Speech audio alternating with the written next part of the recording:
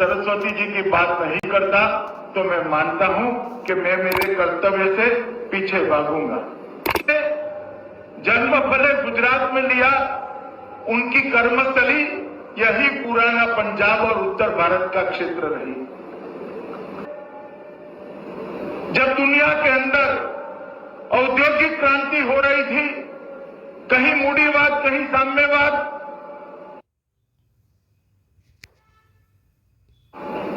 भौतिकता की परम सीमा की ओर दोनों विचारधाराएं आगे बढ़ रही थी, उसी समय ईश्वर निर्मित नियति ही थी कि भारत के अंदर अनेक जगह पे, अलग अलग प्रांतों में, अलग अलग भूखंड में, भारत में अनेक महात्माओं ने एक साथ जन्म लेकर हमारी आध्यात्मिक विरासत को फिर से एक बार ऊंचाई देने का काम किया।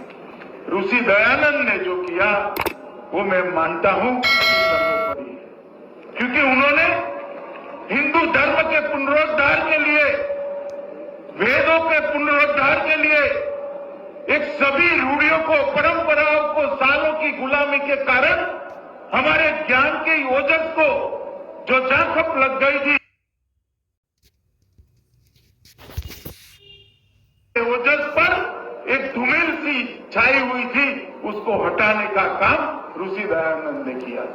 वेदों के सत्य को पुरातन काल में जो था उसी रूप में दुनिया के सामने रखने का आज संपूर्ण यश किसी को जाता है तो ऋषि दयानंद को जाता है। और ऋषि दयानंद ने ही न केवल आध्यात्मिक चेतना को जागरूक किया, उन्होंने इस बात को भी जागरूक किया, गुलाम की आध्यात्मिक चेतना का कोई महत्व नहीं होता, जब तक देश आजाद नहीं होता गुलामी को हम हटा नहीं देते, आध्यात्मिक चेतना का कोई महत्व नहीं।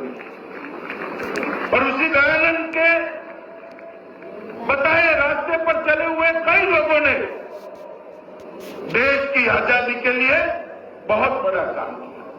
आजादी मांगने वाले युवा हो या हिंसा के रास्ते पर आजादी मांगने वाले युवा हो, सभी को अगर ढूंढ के निकालोगे तो आर्य समाज में से निकलने वाले कई लोगों के मूल आर्य समाज में निकले।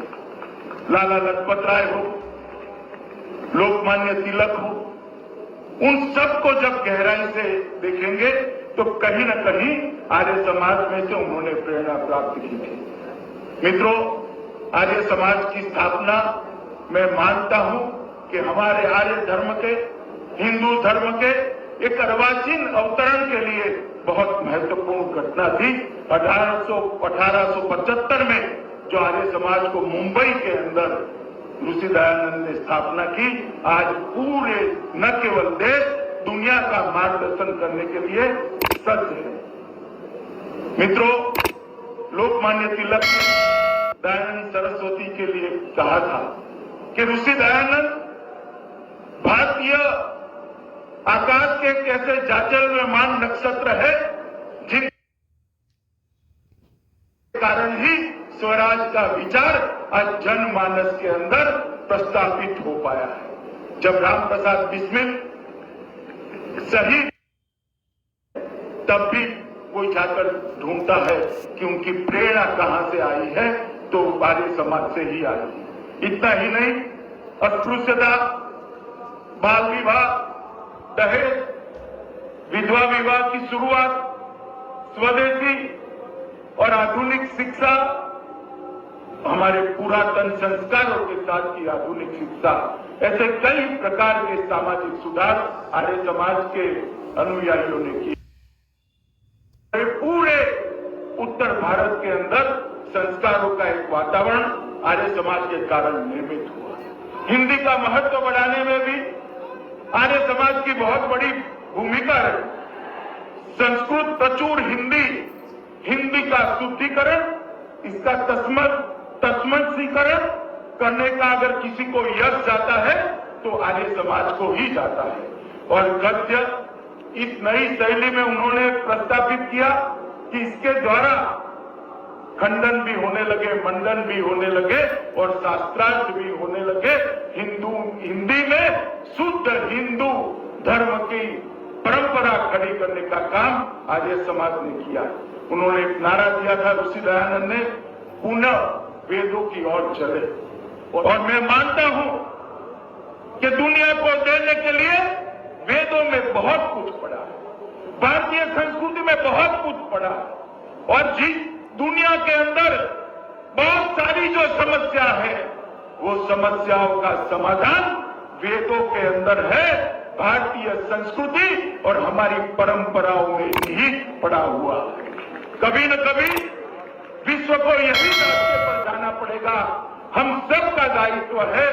ऋषि दयानंद जी जो मार्ग प्रशस्त किया है, वेदों का पुनरुद्धार किया है और अर्वाचीन तरीके से हमारे प्राचीन संस्कारों को समाहित कर शिक्षा की जो पद्धति बनाई है, वो पद्धति को हम उसका संरक्षण करें, संवर्धन करें और उस दिन तक संभाल कर रखें जब दुनिया पूरी उस शक्ति को माने।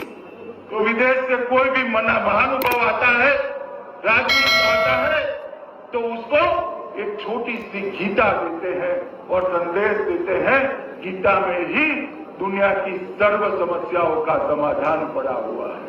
मित्रों, आज इस मंच से आर्य समाज के रास्ते पर देश भर में करोड़ों परिवार चल रहे हैं, उन सभी को मैं कहना चाहता हूं कि भारतीय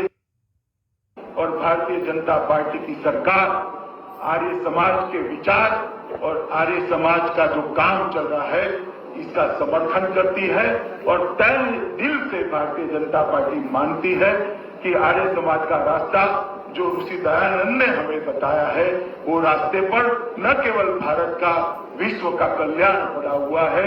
उसी रास्ते पर हम कोई शंका रखे बगैर आगे चलते जाए और देश के साथ साथ विश्व कल्याण के रास्ते पर भी आगे बढ़े। मैं